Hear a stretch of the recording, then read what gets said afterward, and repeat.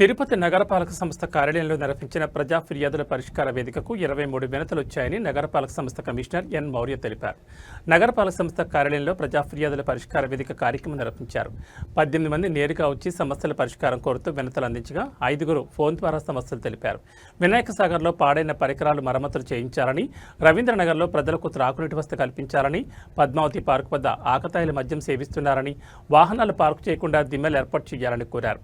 TDR బాండ్లు ఇప్పించాలని, భవానీనగర్ నందు తెలుగు గంగ నీరు ఎక్కువ సమయం పంపిణీ చేయాలని, భవానీనగర్ నందు ప్రమాదంగా ఉన్న కాలువపై బండలు వేయాలని, యాదవ్ కాలనీలో భూగర్భ డ్రైనేజ్ మరమ్మతు చేయాలని, తిమ్మినాడిపాలెంలో భూగర్భ డ్రైనేజ్ సమస్యకు శాశ్వత పరిష్కారం చూపాలని కోరారు.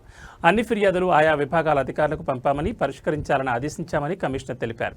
ఈ కార్యక్రమంలో deputy commissioner Amaraiah, superintendent engineer Shyam Sundar, health officer doctor Yuvanvesh, revenue ఆఫీసర్లు సేతుమాధవ్, రవి, ఏసీపీలు Murthy, Madhu, fire officer Srinivasulu, veterinary officer Gunasekhar, డిఈలు తదితరులు పాల్గొన్నారు.